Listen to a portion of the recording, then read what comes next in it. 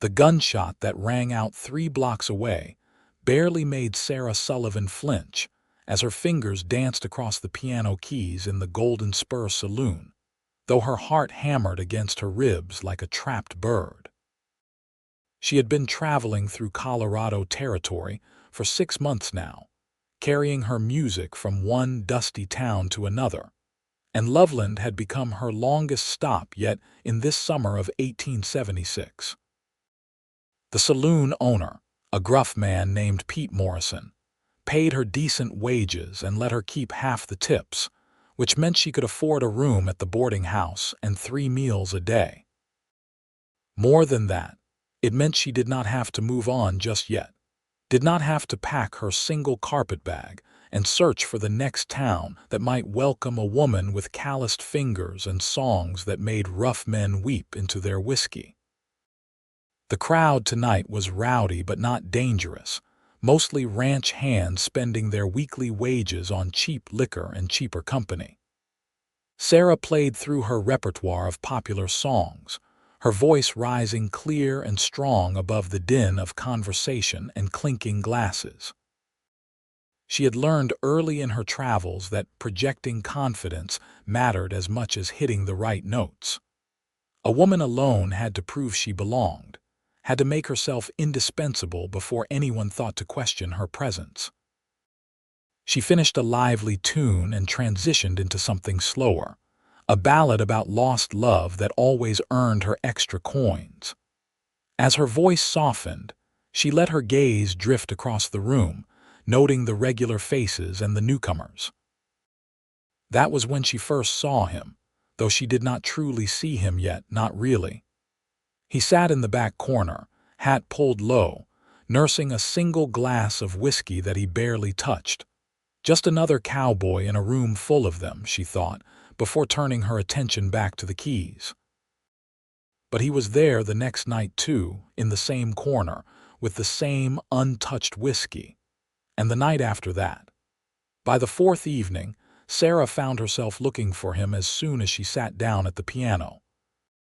He always arrived just after sunset, when the saloon started filling up but before the crowd grew truly rowdy. He never caused trouble, never called out requests or tried to catch her eye. He simply sat and listened, his attention fixed on her with an intensity that she could feel even when she was not looking his direction. Sarah had encountered many types of men in saloons. The ones who thought a woman musician was another form of entertainment they could purchase. The ones who wanted to marry her and take her away from this life, as if she needed saving. The ones who resented her presence, who thought women belonged in homes, not in establishments that served liquor. This cowboy did not seem to fit any of those categories. He just listened. On the 8th night, curiosity got the better of her. During her break, instead of retreating to the back room as she usually did, Sarah approached the bar where Pete was pouring drinks. "That cowboy in the back corner," she said quietly, nodding in the man's direction without looking at him directly. "Is he trouble?" Pete glanced over and shook his head. "Xavier Young, no trouble at all, works at the Double R Ranch about 5 miles north. Been coming here for years, though never this regular like. Usually stops in once a month or so. Quiet type, pays his tab and minds his business." "He has been here every night for over a week," Sarah said. A knowing smile crossed Pete's weathered face. "Has he now?" Cannot imagine what the attraction might be. Sarah felt heat rise to her cheeks but kept her expression neutral. "As long as he is not trouble." "Xavier Young is about the least troublesome man in this territory," Pete said. "His family has been ranching here since before Loveland was properly incorporated. Good people. Lost his father 2 years back, runs the ranch with his older brother now. From what I hear, he works harder than any 2 men combined. Guess he deserves a little entertainment after long days." Sarah returned to the piano, her fingers moving through familiar melodies while her mind wandered. Xavier Young. At least now the silent listener had a name. She tried not to look at him too obviously, but she caught glimpses. He was probably in his mid-20s, with dark hair that curled slightly at his collar and sun-darkened skin that spoke of days spent outdoors. His clothes were worn but clean, his boots scuffed from honest work. Nothing about him seemed threatening, and yet his constant presence unsettled her in ways she could not quite name. The pattern continued. Every night, Xavier arrived and claimed his corner table. Every night, he nursed a single whiskey and listened to her play. Sarah found herself selecting songs based on what she imagined he might like, then scolded herself for the foolishness. She did not know this man. His musical preferences were none of her concern. She was here to work, to earn money, to survive in a world that offered women precious few opportunities to support themselves honestly. 2 weeks became 3. Sarah's initial wariness began to shift into something else, something that felt dangerously like anticipation. She started timing her arrival at the saloon to coincide with his, though she told herself it was merely coincidence. She noticed details about him that she had no business noticing. The way he removed his hat when she sang particularly emotional songs, as if out of respect. The calluses on his hands that spoke of rope work and manual labor. The sadness that sometimes crossed his face during certain ballads, there and gone so quickly she might have imagined it. One night, a drunk ranch hand got belligerent during her set. He stumbled toward the piano, slurring demands for her to play his favorite song, getting too close, reaching for her shoulder. Before Sarah could react, before Pete could come around the bar, Xavier was there. He did not throw punches or cause a scene. He simply placed himself between Sarah and the drunk man, said something too quiet for her to hear, and guided the troublemaker firmly toward the door. The whole intervention took less than a minute. Xavier returned to his corner table without a word, without seeking thanks or acknowledgement. Sarah's hands trembled slightly as she resumed playing, but it was not fear that made them shake. Something had shifted. The anonymous listener had become a protector, and that changed everything. The next evening, Sarah arrived at the saloon early, before Xavier's usual time. She asked Pete for a bottle of decent whiskey and 2 glasses, ignoring his raised eyebrows. When Xavier walked through the door at his customary hour, Sarah was waiting. Instead of going straight to the piano, she walked to his corner table with the bottle and glasses in hand. "May I sit?" she asked, proud that her voice remained steady. Xavier stood immediately, nearly knocking his chair backward in his haste. "Of course, Miss Sullivan, I mean yes, please." So he knew her name. Somehow that did not surprise her. Sarah sat and poured whiskey into both glasses, sliding one across the scarred wooden table toward him. "I wanted to thank you for last night. You did not have to do that." "Yes, I did," Xavier said simply. He sat back down, turning his hat in his hands, not quite meeting her eyes. Man should not behave that way toward any woman, especially not one who is just trying to do her job.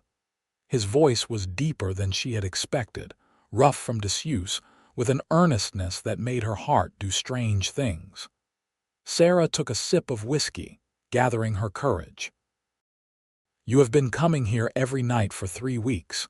It was not a question, but Xavier answered anyway. "Yes, madam. Pete says you used to only come once a month." A faint smile touched Xavier's lips. "Pete talks too much. He says you work at the Double R Ranch, that it is hard work." "It is honest work," Xavier said. He finally looked up, meeting her gaze directly, and Sarah felt the impact of those brown eyes like a physical thing. "Keeps me busy during the day. But you come here at night." "I do." Sarah waited, but Xavier did not elaborate. The silence stretched between them, not uncomfortable exactly, but charged with things unsaid. Finally, Sarah asked the question that had been burning in her mind for weeks.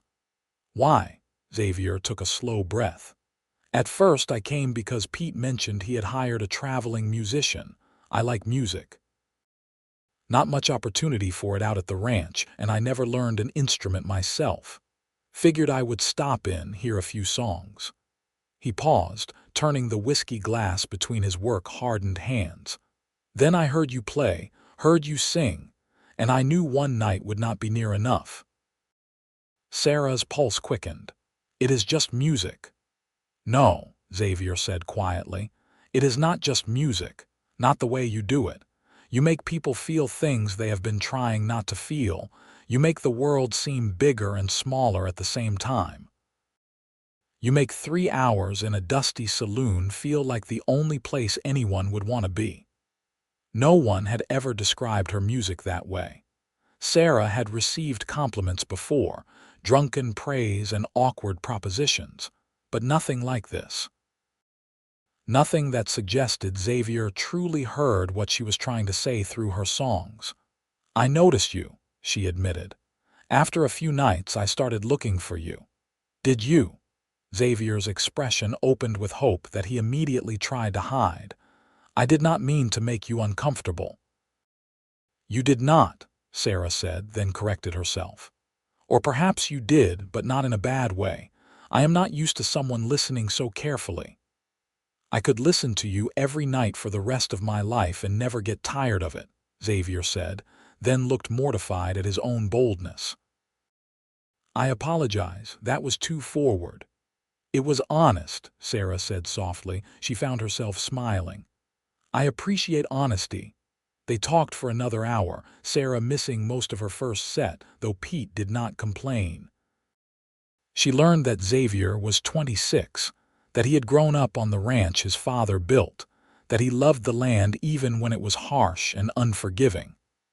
He told her about his brother Marcus, about the cattle they raised, about the simple rhythms of ranch life.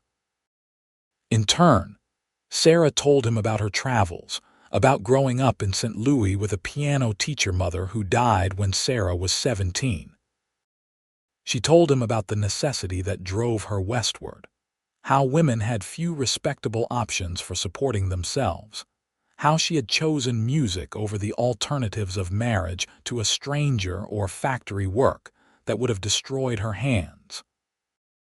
When she finally returned to the piano, Sarah played differently. She played for him, choosing songs she thought would resonate with the man who had spent weeks listening in silence. Xavier remained in his corner, but the distance between them felt smaller now, bridged by conversation and tentative connection. That night marked a change. Xavier still came every evening, but now he waited until Sarah's break to approach her table, or she joined him at his. Their conversations deepened. He told her about losing his father to pneumonia, about the weight of responsibility that settled on him and Marcus. She told him about the loneliness of traveling alone, about rooms in boarding houses that never felt like home, about the constant uncertainty of her existence. Why do you keep moving? Xavier asked one night. You could stay here. Pete clearly values you. The customers love you. Sarah traced the rim of her glass with one finger. I never meant to be a traveling musician. When I left St. Louis, I thought I would find a town, settle down, maybe teach piano. But everywhere I went, I was just passing through. No one wanted a woman music teacher with no husband, no family ties. Saloons were the only places that hired me, and saloon musicians drift. It is the nature of the work. You could change the nature of things, Xavier said carefully, if you wanted to. By doing what? Marrying the first man who asks. Sarah heard the sharpness in her own voice and softened it. I will not give up my independence just to have a roof over my head.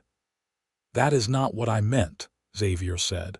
A woman like you should never have to give up anything. You should be able to add to your life, not subtract from it. Sarah looked at him, at this patient cowboy who had listened to her music for weeks before working up the courage to introduce himself, and felt something crack open in her chest. What are we doing here, Xavier? He met her eyes steadily. I am falling in love with you. I have been since the first night I heard you play. I know that is probably too much, too soon, but you asked for honesty." The noise of the saloon faded away. Sarah heard only her own heartbeat, felt only the weight of Xavier's words settling around her like a blanket on a cold night. "I am supposed to be leaving soon," she said, but her voice lacked conviction. "I never stay anywhere longer than a few months." "Why not?" "Because I cannot afford to get attached. Because attachment leads to vulnerability, and I cannot afford that either." Xavier reached across the table, stopping just short of taking her hand, asking permission with his eyes. Sarah slid her palm into his, feeling the calluses she had noticed weeks ago, the strength and gentleness combined. "What if staying was not about vulnerability?" he asked. "What if it was about building something real?" "I do not know how to stay," Sarah whispered. "Then maybe we could learn together," Xavier said. "I do not know how to love a woman like you, someone with talent that should not be hidden away on a ranch, but I would like to try. I would like to figure out how we could both have what we need." Sarah wanted to pull away, to protect herself from the hope rising in her chest. Hope was dangerous. Hope led to disappointment. But Xavier's hand was warm in hers, and his eyes held only sincerity, and she was so tired of running. "I do not know," she said finally. "I need time to think." "Take all the time you need," Xavier said. "I will be here, same table, same time, listening to you make the world beautiful." The next week tested Sarah in ways she had not anticipated. She found herself watching Xavier during her performances, seeing the way he reacted to different songs, the emotions that crossed his face when he thought no one was looking. She caught herself playing pieces she knew he particularly loved, found herself singing directly to his corner of the room. The other patrons probably noticed, but she stopped caring. During their conversations, Xavier painted pictures of a possible future without pushing her toward it. He talked about his ranch, about the small house he was building on the property's north section, separate from the main homestead where Marcus lived. He mentioned the parlor he was designing, said casually that it was large enough for a piano if anyone ever needed one. He spoke of Loveland's growing community, how the town was establishing schools and churches, how civilization was taking root even in this rough territory. "There is a woman, Elizabeth Warren, who teaches at the new schoolhouse," Xavier said during one of their talks. "She gives piano lessons on weekends to children whose families can afford it. She mentioned once that she wished there was someone in town with more formal training, someone who could teach the older students and adults. I thought you might like to meet her." Sarah recognized what Xavier was doing, showing her possibilities without demanding she choose them. It touched her more than direct pressure would have. "You have given this a lot of thought," she said. "I have given you a lot of thought," Xavier replied. "But Sarah, I need you to know something. I want you to stay because you want to, not because you feel obligated. If you choose to move on, I will understand. I will be heartbroken, but I will understand. Your music deserves to be heard by the world, not confined because some cowboy fell in love with you." "What if I am falling in love too?" The words escaped before Sarah could stop them. "What if that terrifies me?" Xavier's expression softened. "Then we are both terrified together." That night, after the saloon closed and Sarah walked back to her boarding house through Loveland's dark streets, she admitted to herself what had been growing for weeks. She loved him. She loved Xavier Young with his patient devotion and careful words, with his respect for her independence and his honest admission of feelings. She loved the way he listened, truly listened, not just to her music but to her. She loved the future he sketched without insisting she step into it. But love had never been enough before. Love did not pay rent or guarantee safety. Sarah had watched her mother love her father completely, had seen that love fail to protect her mother from poverty and illness after he died. She had sworn never to depend on love alone. Yet Xavier was not offering love alone. He was offering partnership, possibility, a foundation they could build on together.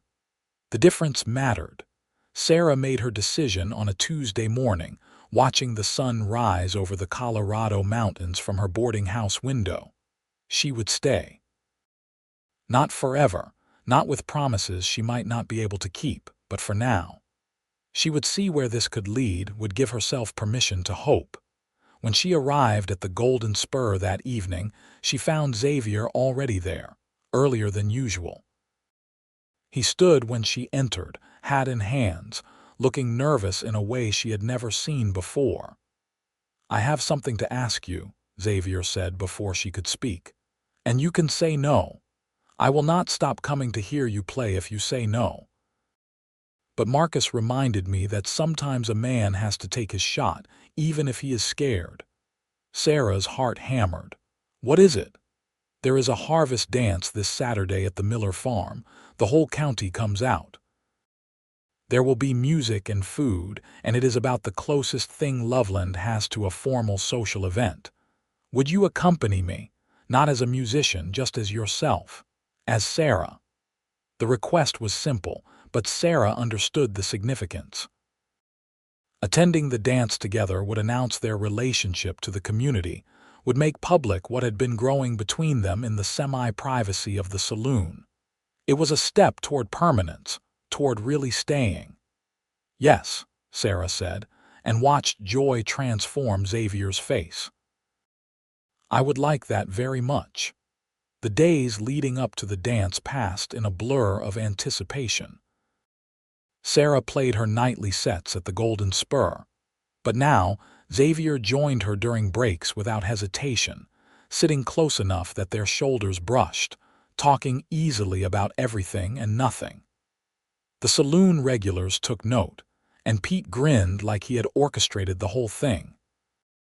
"About time," the barkeep said to Sarah one afternoon. "I was wondering how long you two would dance around each other." "We were not dancing," Sarah protested. "You were doing something, and it was not subtle." Sarah laughed, feeling lighter than she had in years. "Maybe that was what hope felt like when you stopped fighting it." Saturday arrived clear and warm, perfect weather for the harvest dance. Sarah wore her best dress, a green cotton that brought out her eyes, and pinned her hair up with the silver combs her mother had given her. When Xavier arrived at the boarding house to collect her, driving a wagon he had scrubbed clean for the occasion, Sarah saw him truly smile for the first time. The expression transformed him, erasing the sadness she had sometimes glimpsed during ballads. "You look beautiful," Xavier said, offering his hand to help her into the wagon. "You look quite handsome yourself," Sarah replied, taking in his clean shirt and carefully combed hair. This was Xavier dressed up, she realized, and the effort he had made touched her. The ride to the Miller farm took 30 minutes, following roads that wound through grassland and past scattered ranches. Xavier pointed out landmarks, telling her stories about the area's history, about the people who had built their lives here. Sarah listened and watched the landscape roll by, feeling something settle inside her. This place could become home, she thought. These people could become her community. The Miller farm was transformed for the celebration. Lanterns hung from tree branches and fence posts, creating pools of golden light as the sun set. Tables groaned under the weight of contributed food. A makeshift stage had been erected in the barn, and a small band was setting up with fiddles and guitars. Dozens of people milled about, families and couples and groups of friends. Xavier introduced Sarah to what felt like half the county. She met his brother Marcus, a man who shared Xavier's features but had a more outgoing personality. She met Elizabeth Warren, the schoolteacher Xavier had mentioned, who immediately invited Sarah to tea later that week to discuss music education. She met ranching families and shopkeepers, the sheriff and the town's single doctor. Everyone welcomed her warmly, and several mentioned how much they enjoyed her performances at the Golden Spur. "You have made quite an impression," Xavier murmured as they moved away from yet another group of friendly strangers. "They are wondering about us," Sarah said. "About what it means that you brought me." "Does that bother you?" Sarah considered the question honestly. A few months ago, it would have. She had guarded her privacy fiercely, kept herself separate from communities she knew she would leave. But tonight, being introduced as Xavier's guest, seeing the approval and curiosity in people's eyes felt right. "No," she said, "it does not bother me." The music started, lively tunes that had people moving toward the barn to dance. Xavier led Sarah into the crowd, one hand settling at her waist, the other taking hers. He was a surprisingly good dancer, moving with the same quiet confidence he brought to everything else. "Where did a cowboy learn to dance?" Sarah asked, laughing as he spun her. "My mother insisted," Xavier said. "She said that just because we lived on a ranch did not mean Marcus and I could be complete heathens. She died when I was 15, but some lessons stick." They danced through several songs, Sarah's breath coming faster from exertion and joy.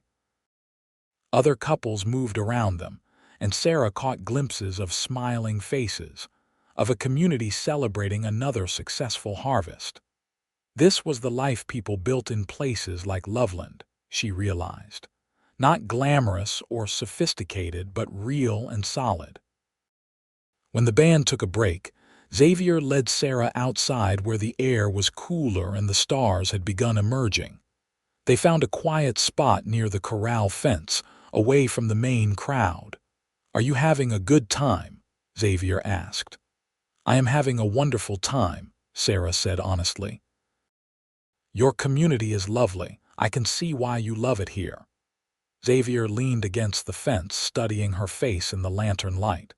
"It could be your community too if you wanted. I know I said I would not push, and I mean that. But Sarah, I need you to know that this is real for me. What I feel for you, it is not going to fade. I am not going to wake up one morning and decide I made a mistake. You are the woman I want to build a life with." Sarah's throat tightened with emotion. "I spent so long telling myself that staying anywhere was impossible. That the only way to survive was to keep moving, stay independent, never need anyone. And now I think maybe I was confusing independence with loneliness," Sarah said softly. "I do not want to give up my music or become someone I am not."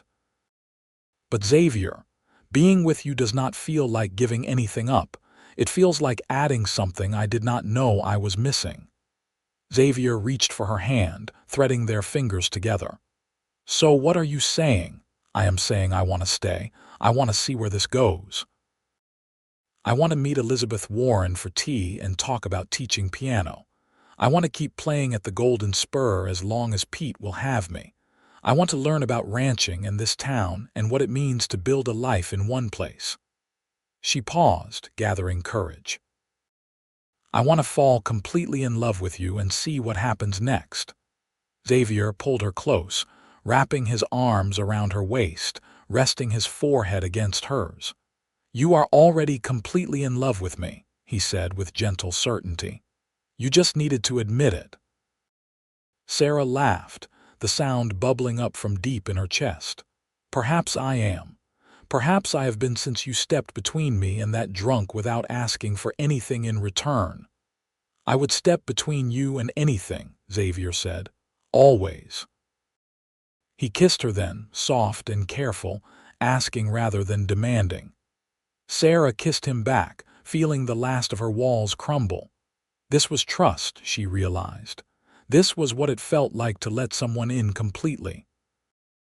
When they returned to the dance, hand in hand, Sarah caught Elizabeth Warren's knowing smile and Marcus's approving nod. The community was witnessing the beginning of something, and their silent blessing mattered. These people were becoming her people. The rest of the evening passed in a warm blur. Sarah danced with Xavier and Marcus and several other men who respectfully asked permission first. She talked with women who welcomed her into their circle, who shared gossip and recipes and invitations to church socials. She saw the life she could have here, mapped out in friendly faces and easy laughter. Late in the evening, the band played a slow song and Xavier claimed Sarah for another dance. As they swayed together, he spoke quietly into her ear. "I know we are taking this slow. I know you need time. But Sarah, I am going to marry you someday. I need you to know that is where this is heading, at least for me." Sarah's heart soared. "That is where it is heading for me too, but you are right, we should take our time. Do this properly." "How much time are we talking?" Xavier asked, a hint of playfulness in his voice. "Because I have been told I am a patient man, but there are limits." "A few months at least," Sarah said, though part of her wanted to throw caution aside entirely. "I want to see how teaching goes. I want to make sure staying is really what I want, that I am not just caught up in new feelings." "Fair enough," Xavier said, "but I reserve the right to be very persuasive during those months. I would expect nothing less."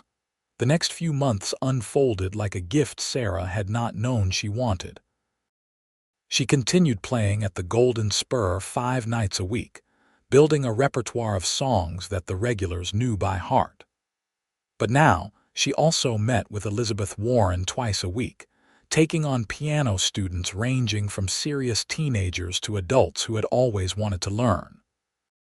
The teaching money supplemented her saloon wages, giving her financial security she had never experienced. Xavier's courtship was steady and sure. He took her on rides through the countryside, showing her the land he loved. He brought her to Sunday dinners at the ranch, where Marcus proved to be an excellent cook and an enthusiastic supporter of their relationship. He attended every one of her performances, still claiming his corner table, still listening with the same intensity that had first caught her attention. They talked about everything. Xavier told Sarah about his dreams for the ranch, about new breeding techniques he wanted to try, about eventually passing the land to his own children. Sarah told him about her fears of losing herself in domesticity, about needing her music to remain central to her life. They negotiated a future that could hold both their needs. "The house I am building has that parlor," Xavier reminded her one afternoon as they sat on the ranch's front porch watching clouds roll across the sky. "Big enough for a piano and students. You could teach from home if you wanted. And the Golden Spur is only a 20-minute ride. Pete would probably let you cut back to 3 nights a week once we are married, if that is what you wanted." "You have thought about this in detail," Sarah said. "I think about everything in detail when it comes to you," Xavier replied. "I want you to have the life you deserve. All of it, not just the parts that fit into being a rancher's wife." Sarah leaned her head on his shoulder, feeling peaceful in a way she never had before. "I love you," she said, the words coming easily now. "I love you so much it scares me sometimes." "Love is scary," Xavier agreed. "But it is also the best thing in the world." Winter came early to Colorado that year. By November, snow dusted the mountains and frost appeared on the grass each morning. Sarah moved into a better room at the boarding house, one with a small stove that kept her warm through cold nights. Xavier visited whenever his ranch duties allowed, and Sarah spent occasional Sundays at the Double R, learning about ranch life and winning over Marcus completely. On Christmas Eve, the community held a celebration at the church. Sarah played carols on the slightly out-of-tune piano while families sang together. Afterward, Xavier drove her back to the boarding house through gently falling snow. "I have something for you," he said, reaching into his coat pocket. "I know we agreed to wait, but I could not let Christmas pass without asking properly." He pulled out a simple gold ring, the band engraved with a delicate pattern. "It was my mother's," Xavier said. "My father gave it to her when they married, and she wore it every day until she died. Marcus and I agreed it should go to whoever I chose to spend my life with." He took Sarah's hand, his own shaking slightly. "Sarah Sullivan, would you do me the honor of becoming my wife? We can have a long engagement if you need more time. We can figure out all the details together. But I need to know that you will be mine and I will be yours, officially and forever."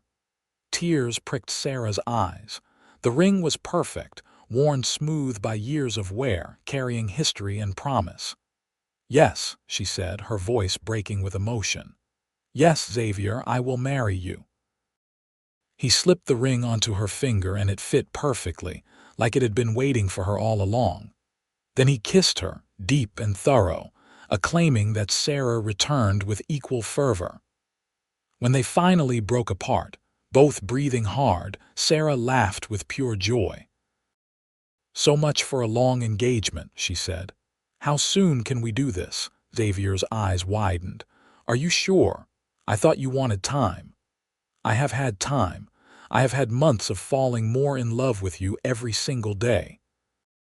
I have had months of building a life here and discovering that staying is exactly what I want. Why wait any longer? Spring," Xavier said immediately. "Let us get married in the spring when everything is coming back to life. March or April, whenever you want." "April," Sarah decided. "The last Saturday in April. That gives us 4 months to plan, which should be plenty of time."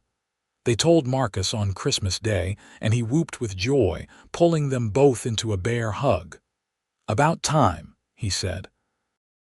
"I thought Xavier was going to pine away into nothing if you did not agree to marry him soon." "I do not pine," Xavier protested. "You absolutely pine," Marcus countered. "You have been pining since the first night you heard her play. Welcome to the family, Sarah. We are glad to have you." The news spread quickly through Loveland. At the Golden Spur, Pete bought a round for the house to celebrate, and Sarah's students at the schoolhouse presented her with a handmade wedding book where they had drawn pictures of cowboys and pianos and hearts.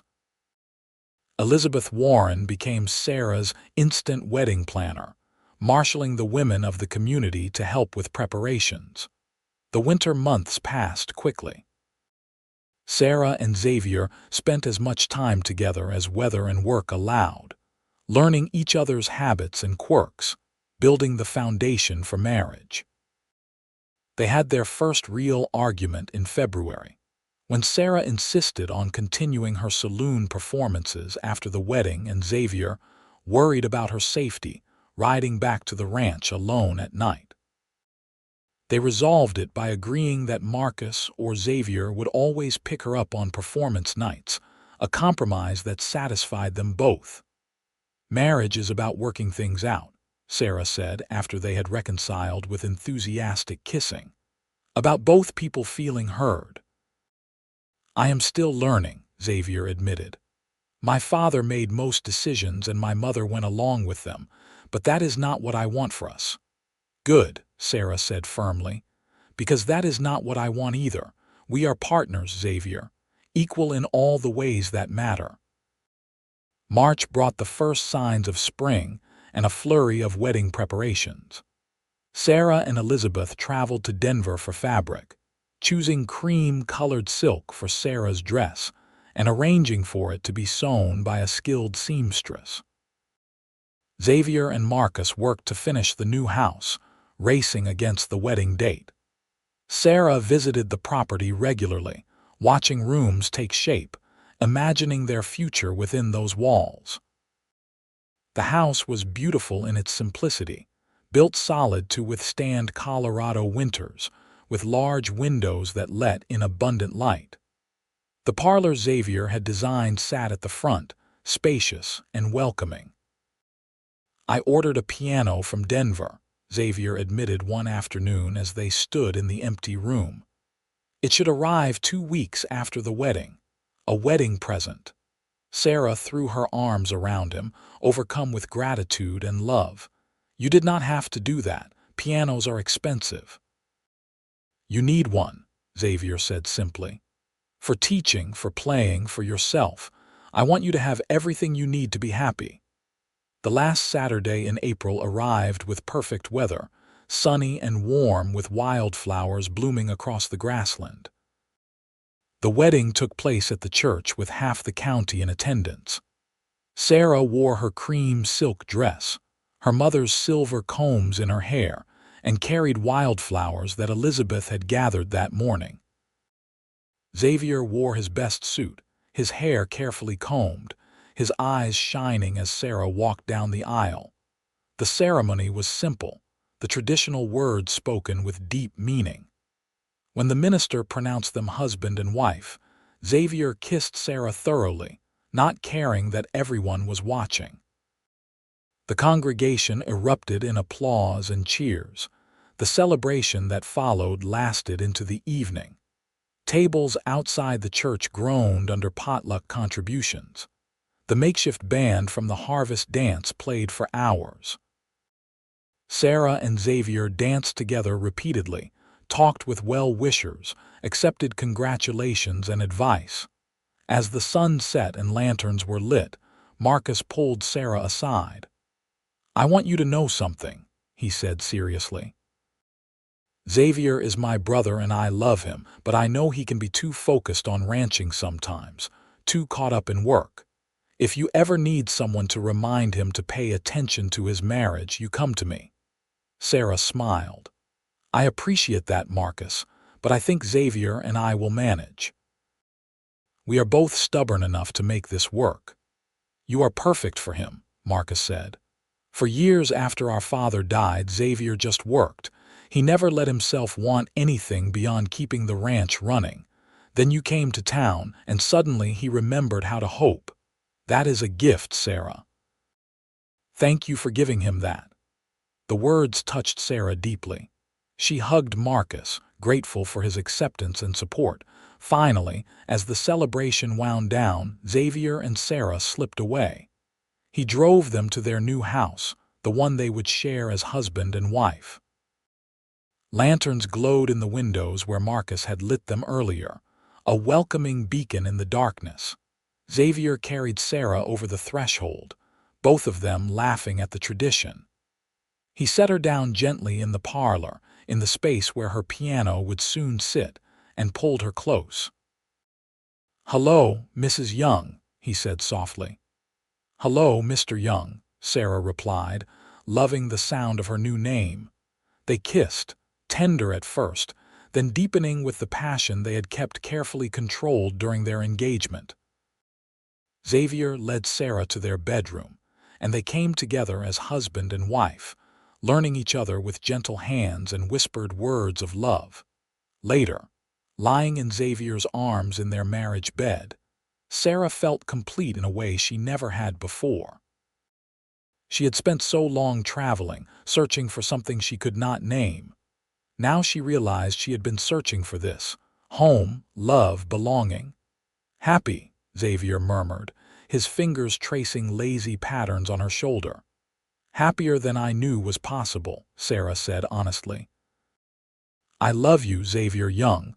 I love our life and our home and everything we are building together." "I love you too," Xavier said. "Thank you for staying. Thank you for taking a chance on a cowboy who fell in love with your music." "Thank you for listening," Sarah replied. "For seeing me, really seeing me, and loving what you found." They fell asleep wrapped around each other, secure in their love and their future. The first year of marriage brought adjustments and joy in equal measure.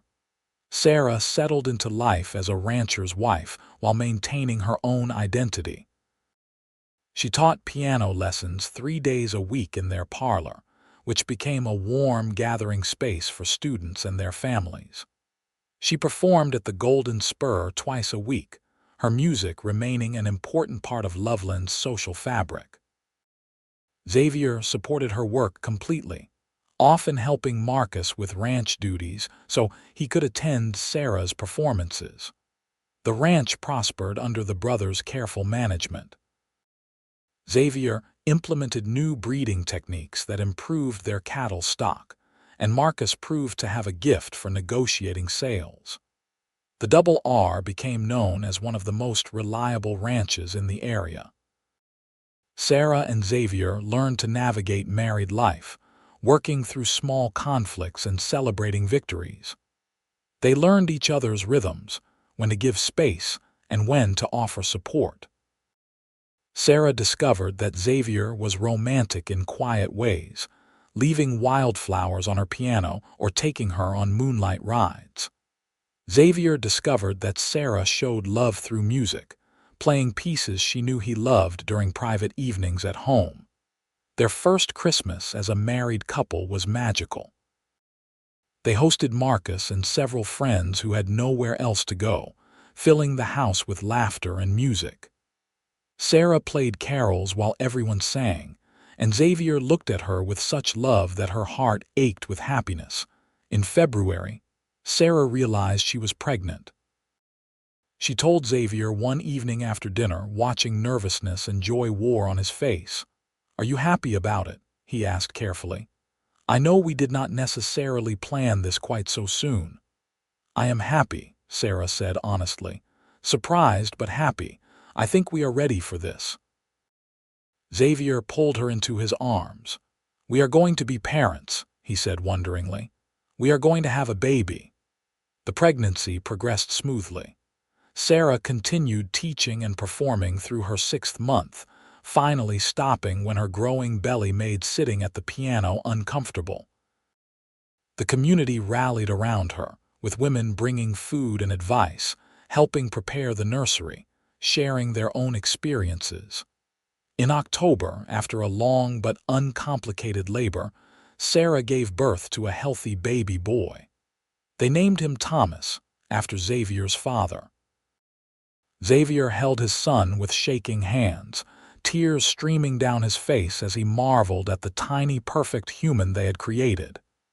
"He is beautiful," Xavier whispered, "just like his mother." Marcus was a devoted uncle from the start, visiting constantly, eager to hold the baby and help in any way possible. "This house needed a baby," he declared. "Needed noise and life and a reason to build onto the ranch beyond just profit." Sarah adjusted to motherhood with the same determination she brought to everything else. She was tired constantly those first few months, overwhelmed by the demands of caring for an infant, but also more fulfilled than she had ever imagined. Watching Xavier with Thomas, seeing the gentleness and love he showed their son, deepened her feelings for her husband in ways she had not known were possible. When Thomas was 6 months old, Sarah returned to teaching, though she cut back to 2 days a week. She also began performing at the Golden Spur again, missing the music too much to stay away completely. Elizabeth Warren recommended a young woman from town to help with childcare during Sarah's working hours, and the arrangement worked well for everyone. Years passed in a rhythm of seasons and growth. Thomas grew into an energetic toddler, then a curious child who loved following his father around the ranch. When he was 3, Sarah became pregnant again. This time, the news felt less surprising, more like a natural progression of their growing family. Their daughter was born in spring, with wildflowers blooming just like they had on Sarah and Xavier's wedding day. They named her Caroline, and she was perfect, with Sarah's green eyes and Xavier's dark hair. Thomas was fascinated by his baby sister, wanting to hold her constantly, protective even at his young age. The house that had once seemed spacious now felt full of life and noise and love. Sarah's piano stood in the parlor, now accompanied by scattered toys and children's laughter. She still taught students, though fewer than before, and still played at the Golden Spur occasionally when she missed performing for a crowd. But her priorities had shifted. Music was still important, still part of who she was, but it no longer defined her entire existence. Xavier thrived as a father. He was patient and playful, teaching Thomas about ranching while Caroline rode on his shoulders. He supported Sarah's continued work, ensuring she had time to herself, time to play music just for the joy of it. Their partnership deepened with each year, built on respect and love and shared goals. Marcus eventually married a widow from town, a kind woman named Ruth who had 2 children from her first marriage. He built his own house on the Double R property, and the expanded family became a source of strength and support. The cousins grew up together, running wild on ranch land, creating the kind of childhood memories that would last a lifetime. Loveland grew and changed around them. The town incorporated officially, adding schools and businesses, becoming more civilized while maintaining its frontier character. Sarah watched students she had taught as children grow up, marry, and bring their own children for lessons. She became a respected member of the community, known not just as the Saloon musician who had stayed, but as a teacher, wife, and mother who contributed meaningfully to town life. On their 10th wedding anniversary, Xavier took Sarah on a trip to Denver, their first time away from the children for more than a day. They stayed in a nice hotel, ate at restaurants, attended a concert at a real music hall. Sarah watched professional musicians perform and felt no regret for the life she had not chosen. Her path had led somewhere better. "You ever miss it?" Xavier asked that night as they lay in their hotel bed. The traveling, the excitement of new places. Sarah considered the question honestly. "Sometimes I am curious about what might have been. But Xavier, I do not miss that life, not really. I was lonely and scared most of the time, even if I did not admit it. What we have built together, our family and community and home, that is worth more than any amount of travel or adventure." "I want you to know something," Xavier said seriously. "If you ever wanted to travel to take the children on trips or perform in other cities, I would support that. You do not have to be confined to Loveland just because you married a rancher." "I know," Sarah said, touched by his concern. "But this is where I want to be. This is home. You gave me that, Xavier. You gave me a place to belong." "You gave me music," Xavier replied. "You gave me beauty and hope and a reason to dream beyond just surviving. We gave each other everything that matters." They made love that night with the tenderness of long familiarity, celebrating a decade of marriage and the promise of decades more to come. Thomas grew into a serious young man who loved the ranch as much as his father and uncle did. At 18, he was already integral to operations, bringing new ideas about land management and cattle breeding. Caroline proved to have inherited her mother's musical talent, showing promise on the piano from a young age. Sarah poured energy into teaching her daughter, passing down the gift her own mother had given her. When Thomas was 20, he married a rancher's daughter from a neighboring property, a practical match that also happened to be a love match.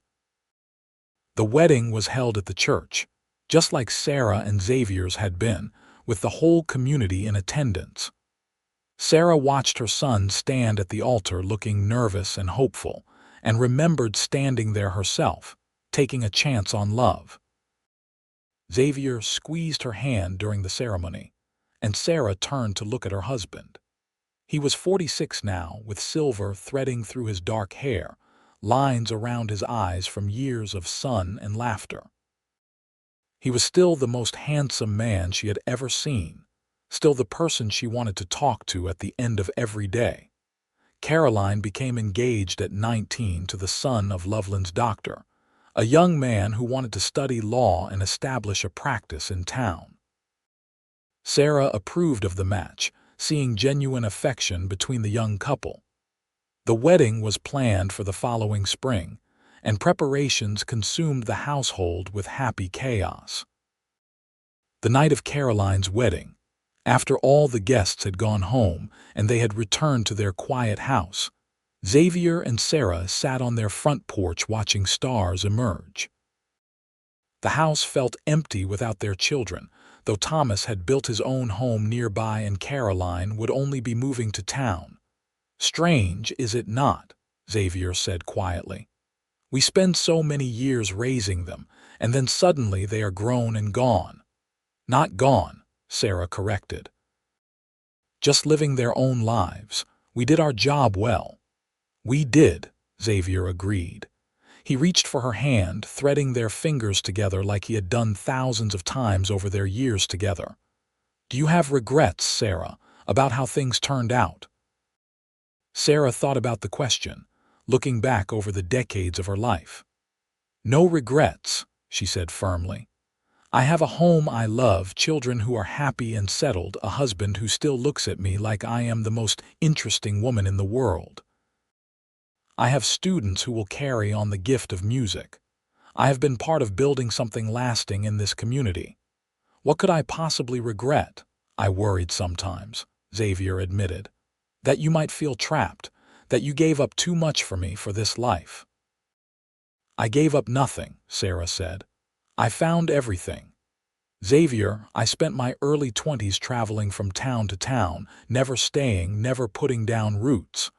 I thought I was protecting myself, staying independent, but I was just lonely. You taught me that independence is not the same as isolation. You showed me that I could be myself, have my music, maintain my identity, and still be part of something bigger. That is a gift." They sat in comfortable silence, hands linked, watching the night deepen around them. Somewhere in the darkness, an owl called.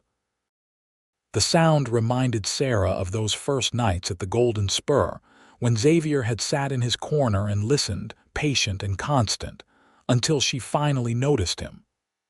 "I fell in love with you the first night I heard you play," Xavier said softly, as if reading her thoughts. "I knew immediately that you were different, special. I did not know if you would ever see me, if someone as talented and independent as you would give a simple rancher like me a chance. But I kept coming back, kept hoping."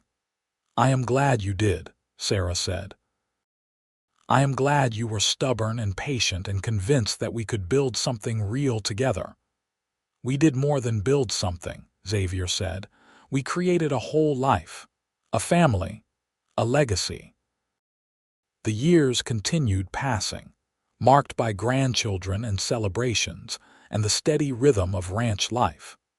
Sarah kept teaching piano as long as her hands remained nimble, passing her gift to another generation of Loveland residents. Xavier worked the ranch with Thomas until age forced him to slow down, transitioning into an advisory role while his son took over primary operations.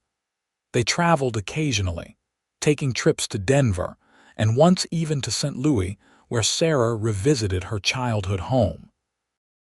But they always returned to Loveland, to the house Xavier had built, to the land they loved.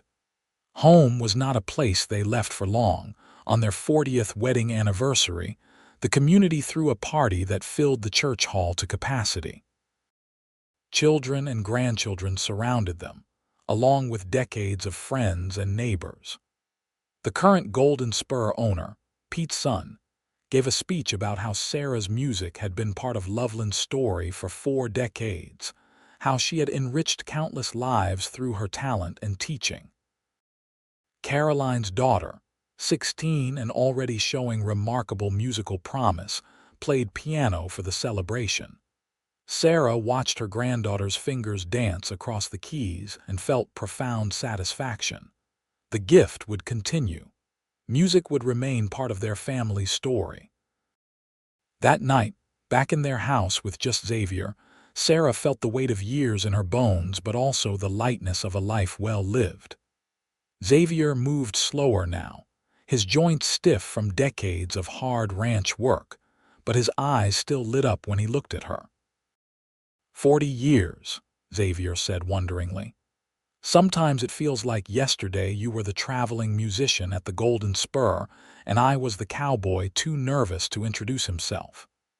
And sometimes it feels like we have been together forever, Sarah said, like I cannot remember life before you. I cannot imagine life without you, Xavier said seriously. "You are the best thing that ever happened to me, Sarah Young. The very best thing." They went to bed early, as they often did now, fitting themselves together in the familiar way of decades of shared sleep. Sarah listened to Xavier's breathing slow and even, felt the warmth of his body next to hers, and offered a silent prayer of gratitude. She had been searching for home her whole young life, traveling from town to town, never understanding that home was not a place but a person. Xavier had given her that understanding. He had given her roots and wings, stability and freedom, love and partnership. The story of Sarah and Xavier Young became part of Loveland's history.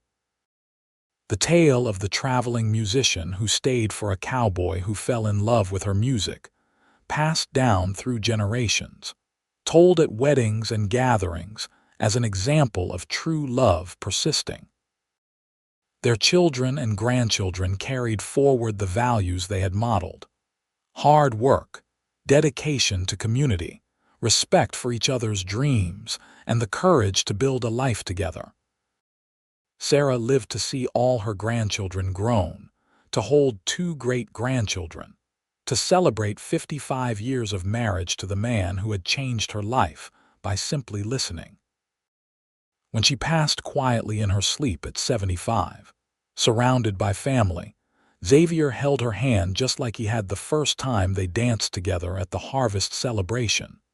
Xavier followed her 3 years later, having never quite recovered from losing his partner of nearly 6 decades. Thomas found him one morning in the parlor, sitting in his chair near the piano, looking peaceful. The doctor said his heart had simply stopped, worn out from a life fully lived. They were buried side by side in Loveland Cemetery, their headstones simple but meaningful. Sarah Sullivan Young, the inscription read, "Beloved wife, mother, teacher, musician, brought beauty to Loveland through her gift of music." Xavier Young, his stone said, "Loving husband, father, rancher, built a life with courage and dedication, but their real legacy was not carved in stone. It lived in the students Sarah had taught who became teachers themselves. It thrived in the ranch Thomas ran, implementing progressive techniques his father had pioneered. It resonated in the music that Caroline's children and grandchildren played, carrying forward the gift through generations. It existed in the story told and retold about a traveling musician and a cowboy, about finding home in unexpected places, about the power of patient love and faithful devotion. The Golden Spur still stood in Loveland, though it had been remodeled several times over the decades. The piano Sarah had played was gone, replaced by modern sound systems. But sometimes, old-timers claimed, late at night when the saloon was quiet, you could still hear echoes of a woman's voice singing ballads about lost love and new beginnings, about lonely hearts finding their match, about the moment everything changed because someone finally noticed. And in the house Xavier built, where Thomas's grandchildren now lived, the parlor still held a piano. Children still learned to play there, still discovered the joy of creating music. The room held memories of Sarah teaching, of Xavier listening, of a family built on love and respect and the courage to choose each other every single day. That was the real ending, the one that mattered. Not death, which comes for everyone eventually, but the continuation of love through time, through children and grandchildren, through music and stories, and the tangible evidence of lives well lived. Sarah and Xavier's story did not end when their lives did. It continued in everyone they had touched, in the community they had helped build, in the legacy of choosing love over fear. Years later, a young woman with a battered guitar and dreams of making it as a musician passed through Loveland. She was traveling, uncertain of her future, guarding her independence fiercely. She took a temporary job playing at the Golden Spur, planning to stay only a few weeks before moving on. But a local rancher started showing up every night, sitting in the back corner, listening with an intensity that caught her attention. And slowly, hesitantly, she began to wonder if maybe staying in one place was not the same as giving up. If maybe finding home was not about limitation but about possibility. The cycle continued as it always had, as it always would. Love persisting, hope surviving, music filling dusty saloons and changing lives, one song at a time.